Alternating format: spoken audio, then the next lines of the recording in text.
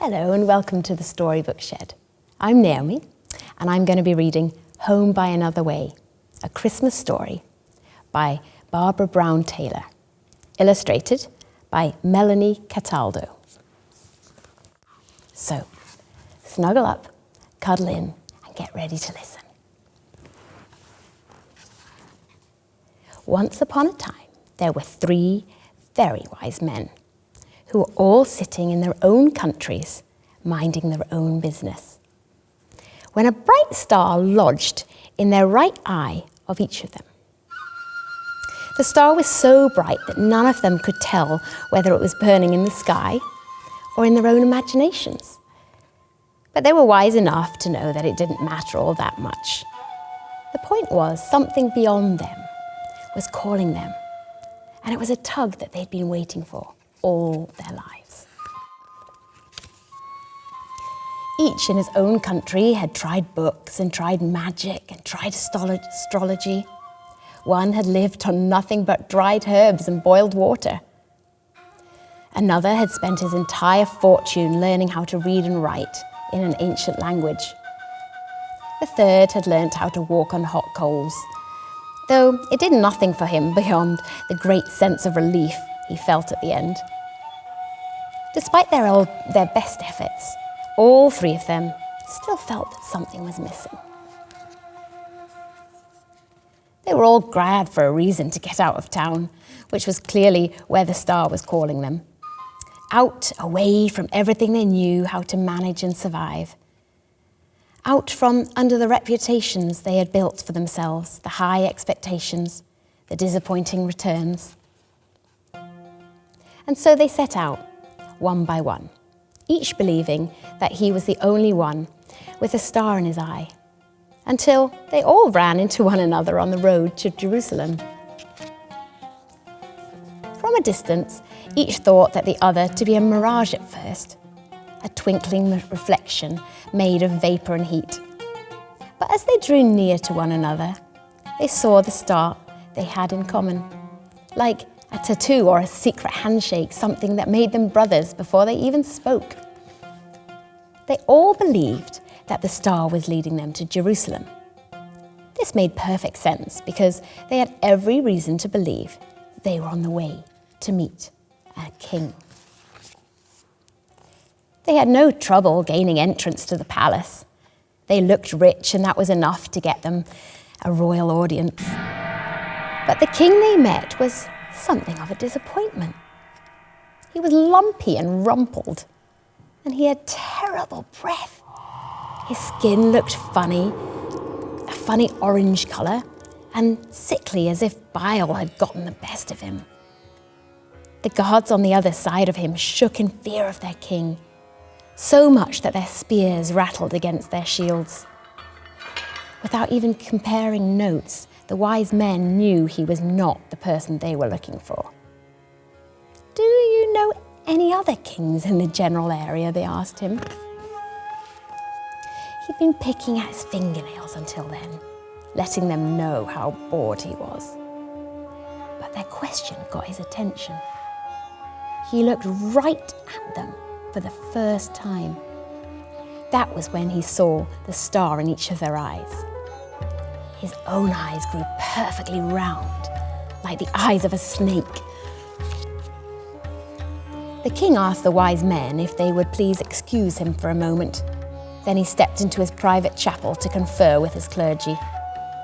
They whipped out their old reference books, which smelled of mould, and told the king what he wanted to know. Yes, they said, there was something in the book of Micah about a new ruler for Israel, but nothing to get excited about. It was short. He had been there for a long time, and it was unlikely the men in the other room were fulfilling that prophecy. But sure, why not? Send the wise men to Bethlehem to check it out, to save the king a little money instead of his own research. So that was what the king did. He gargled, combed his hair, and went back to tell the wise men they should go to Bethlehem at once, with his blessing, on one condition, that they come back and tell him who his successor is. so he could send some flowers to the new king. His breath smelled like pine sol when he said it, which made the wise men feel queasy. They knew something was not right. But once they were back out in the night air, they could see the star in the sky again, and it set their minds at rest.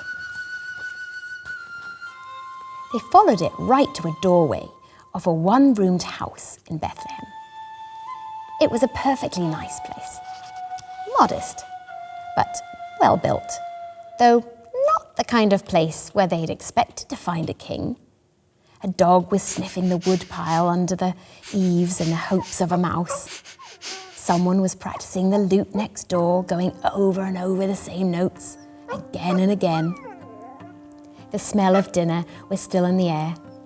Wheat cakes cooked on a girdle, greased with sheep's fat, lentils with lots of garlic and rice. The place looked so simple, they might have never chosen it themselves. But since the star had chosen it for them, they knocked. When the door opened, the couple standing behind it almost died of fright. Not that the wise men noticed. With their arms full of gifts, they crowded into the small space, bumped their turbans on the rafters and snagging their robes on the rough furniture. All they could see was the baby, who was not afraid and whose eyes shone with the same star they had seen before they even left home. It was him, whoever he was. They didn't have a clue, but they knew what to do. They got on their knees and bowed their heads. Then they gave him the things they had bought for him: gold, frankincense, and myrrh. All the wrong things they could see now, things he had no use for. They should have bought him goat's milk, a warm blanket, and something shiny to hang above his crib. But how could they have guessed? The child's parents were gracious. They thanked the strangers for their expensive gifts and held them up for the baby to see. Then, to the wise men's complete surprise, the child's mother picked him up and handed him around, so that each one of them held the damp, soft, living weight in their arms. When they were finished admiring him, she took her baby back, nursed him, and put him to bed. Then, before the light coming through the window of the house had entirely gone out, the three wise men fell asleep right where they were sat. In the morning, when they woke, the wise men could not find their stars anywhere. They searched each other's eyes, but the stars were gone. Frantically, they looked in all corners and under the chairs. The baby's mother even shook out his blanket, but still no stars.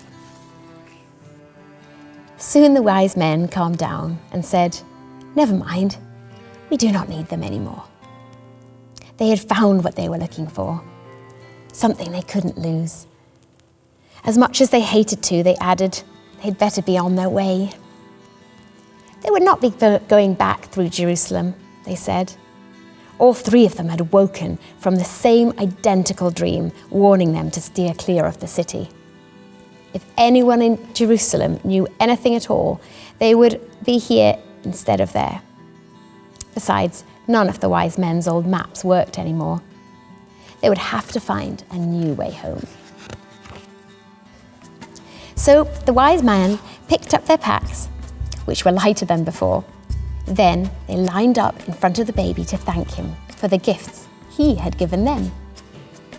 "What in the world are you talking about?" the mothers said, laughing. "For the scent and the weight of the baby's skin," said the first wise man, who had no interest in living on herbs anymore. "For this home and the love here," said the second wise man, who couldn't remember how to say it in an ancient language. "For a really great story," said the third wise man, who thought that telling it might do a lot more for him than walking on coals.